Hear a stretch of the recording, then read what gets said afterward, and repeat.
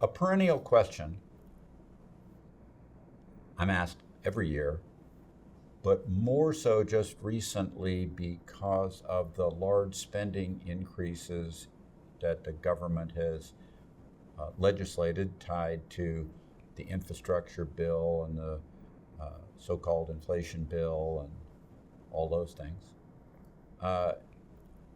adding to government spending, as well as the spending that occurred during the COVID period, is what's the impact of the growing federal debt? And is that a problem?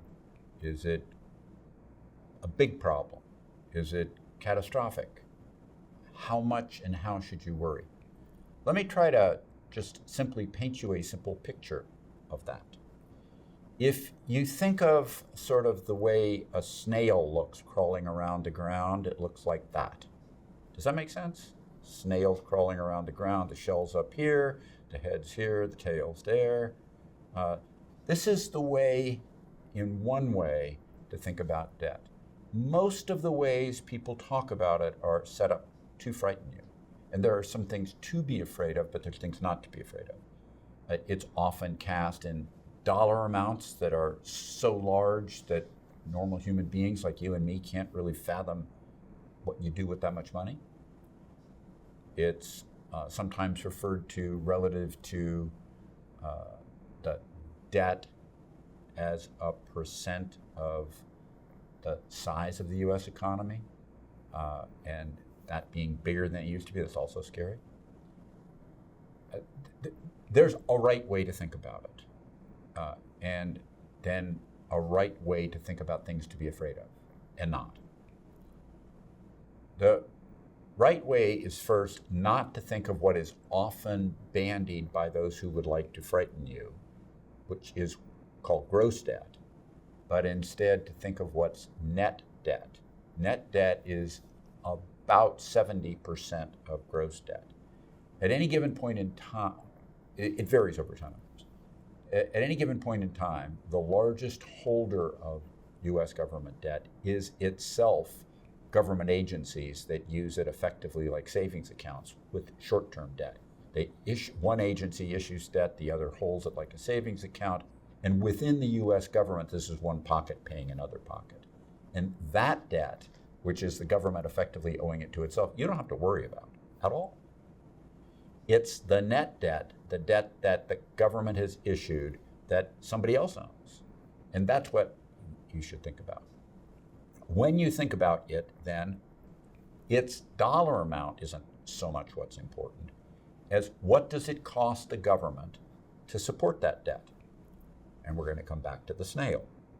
So if you think about the debt, you've got some debt that's short-term debt, some debt that's longer-term debt, some debt that's longer-term still, some debt that's very long-term debt. You're used to hearing these things, 90-day Treasury bills, 2-year notes, 10-year Treasury notes, 30-year. You hear all those things. The fact of the matter is, you take all those, and they each have an interest rate that was associated with when that debt was issued. And when you put all of those annual interest rates together for all of those issuances, you get the total amount of money that the government has to spend to service that debt. Should be simple to understand it. That amount currently, as we speak, is 2.4% of US GDP. Now, strange as it may seem to you, despite the increases in debt that have occurred, because a certain amount of the increase in debt is locked into longer-term debt at lower rates from before now, and I'm going to come back to that. The 2.4%, pretty much exactly the same as it was 10 years ago, also pretty much the same as it was in the 1960s and 70s and going into the 80s. So here's the 60s and 70s and 80s at 2.4%. And then going up into the 80s and 90s, you get this hump that goes up into a little over 5%. And then as you move into the back part of the 1990s, during the Clinton administration, it starts falling.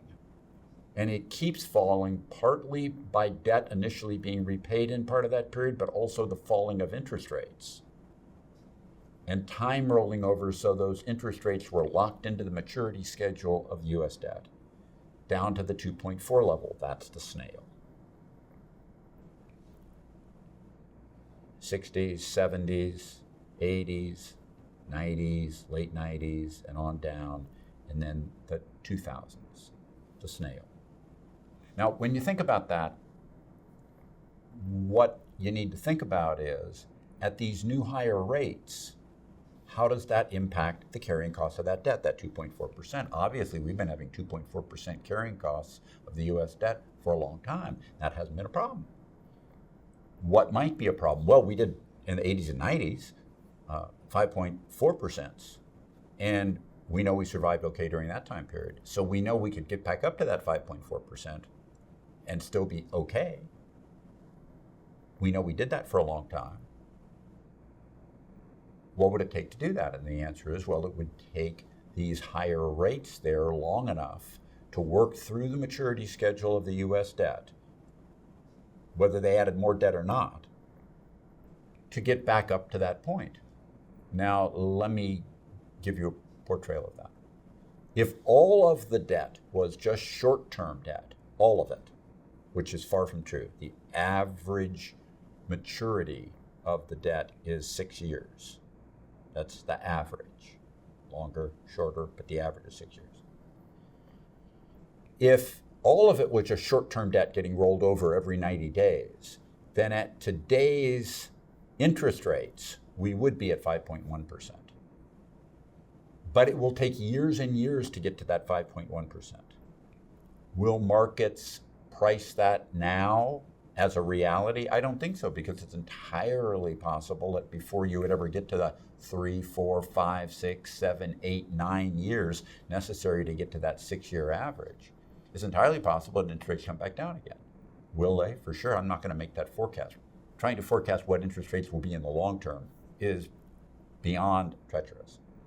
I'm not going to try to do that. They might not. But in the next few years, which is what stock markets would price today, or bond markets would price today, you can't have any way to know. And therefore, they won't impact markets in some crisis, catastrophic, or big problem way. In the future, you should be thinking about routinely that concept and seeking, by looking online, what's the carrying cost of the debt as a percent of GDP, and what's the average maturity of the debt. And if it's down at these kind of 2.4 or 2.8 or, bouncing around in these kind of levels, there's no problem at all.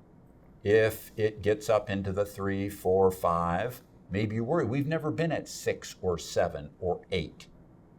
So we don't really know what would happen then. We don't know how much the US could handle that carrying cost burden. But as long as we're down in these low levels, despite the scary notion of the large size of the debt, the carrying cost of the debt is something that we've done a lot of times a long time ago and over the last 20 years. And so you should relax, and that should make you somewhat more comfortable. Thank you for listening to me. Subscribe to the Fisher Investment YouTube channel if you like what you've seen. Click the bell to be notified as soon as we publish new videos.